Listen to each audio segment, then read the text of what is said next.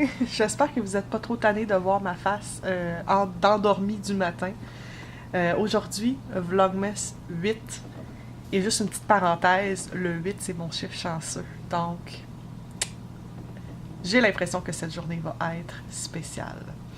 Comme je l'ai mentionné dans le Vlogmas d'hier, c'est mon party de Noël du bureau ce soir. Donc, je ne pourrais pas vraiment filmer ce soir. Alors, j'ai décidé de faire le tournage de mon moment Ville-Reine et de votre question ce matin.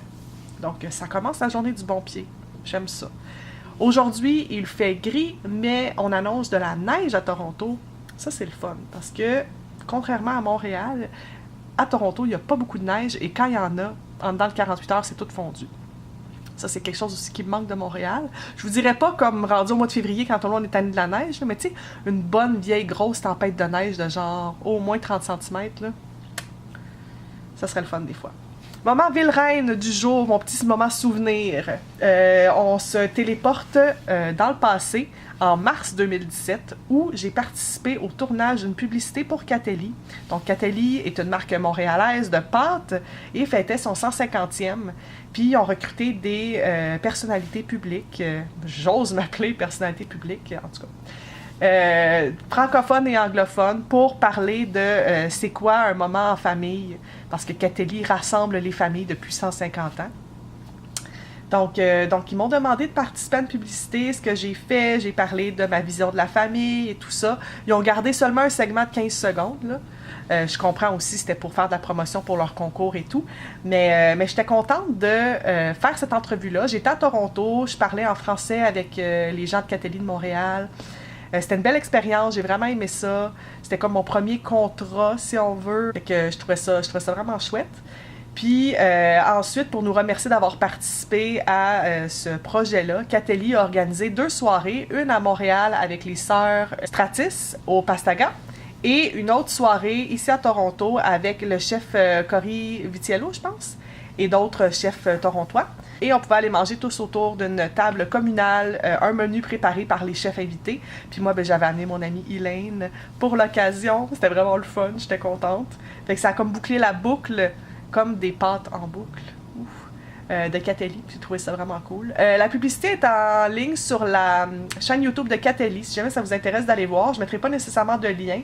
Je peux pas vous dire que je me trouve particulièrement magnifique à l'écran, mais ce que je dis, c'est empli de sens, puis je voulais quand même vous le mentionner. J'étais très très fière de participer à ce projet-là. Surtout que ma vision de la famille a beaucoup changé depuis que je suis à Toronto. Et ce que je disais dans la vidéo, sans voler de punch, c'est que pour moi, la définition de la famille, c'est pas juste un lien de sang maintenant, c'est toutes les personnes qui vont faire une place dans notre cœur. Et que c'est qu'étaine. Pour ce qui est de la question du jour, je vais y aller avec une question d'une abonnée de longue date. C'est Myriam Fauteux. Elle me demande, super vlog, merci. Je me demandais quel est votre quartier préféré à Toronto, celui qu'on devrait visiter si on visite Toronto. Alors, Myriam, il y a plusieurs quartiers que j'adore à Toronto. Je pense que un quartier qui est incontournable selon moi, c'est le quartier de la distillerie. Le Distillery District, c'est dans l'est du centre-ville. Et dans le fond, c'est comme l'équivalent, j'allais dire l'équivalent du Vieux-Port de Montréal, mais c'est comme un quartier qui est un peu resté figé dans le temps, avec du pavé par terre. Il y a plein de petites boutiques, des petits restaurants. Il y a le Soma Chocolate Maker, il y a le Clooney's, il y a le El Catherine, qui est un restaurant mexicain. Il y a vraiment plein de belles petites places, le fun, là. Et surtout pendant le temps des fêtes, là, présentement, il y a le Christmas Market. Ça, il faut vivre ça une fois dans sa vie. C'est vraiment, vraiment très intéressant. Donc ça, c'est un quartier plus historique, très le fun, que moi, je dis, il faut absolument que vous visitiez. Et sinon, un quartier que moi, j'aime beaucoup parce que j'évolue à cause de ma vie et de mon travail dans ce quartier-là, c'est le Fashion District et toute la rue King Street West. J'aime beaucoup, beaucoup ce segment-là de la ville.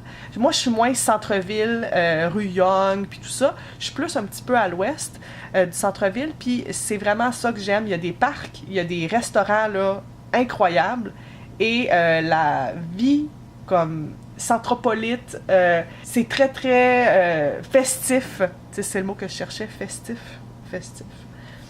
Mais oui, c'est vraiment un très beau quartier. Donc, King, je dirais, à l'ouest de Church. jusqu'à passer Bathurst, là, c'est vraiment, vraiment un beau segment de rue. Puis je trouve qu'il y a vraiment beaucoup de choses à voir et à faire. Fait que j'espère que ça répond à ta question, Myriam. Évidemment, dans les vlogs précédents là, de Ville-Reine, tu vas pouvoir voir des endroits que j'aime beaucoup à Toronto, des quartiers que j'aime beaucoup, mais je te dirais que ces deux-là, c'est mes préférés. Si ça te tente d'en voir plus, tu peux toujours aller fouiller dans mes archives, ou encore, si vous faites un voyage à Toronto, c'est arrivé plusieurs fois, des abonnés qui m'écrivaient en message privé pour me demander des recommandations. Je suis pas une agence de voyage, mais je peux vous donner mes adresses préférées, ça me fait toujours plaisir. Donc, Myriam, comme tes acolytes, étant donné que j'ai sélectionné ta question, écris-moi un message sur la plateforme de ton choix et j'aurai une petite surprise pour toi. Donc, avec ce petit écher qui fait la grasse matinée ce matin, j'aimerais bien le caresser ce matin, mais malheureusement, je dois aller travailler car le travail n'attend pas. Donc, je vais aller faire ça, poster quelques cartes de Noël et on se retrouve après mon party de Noël.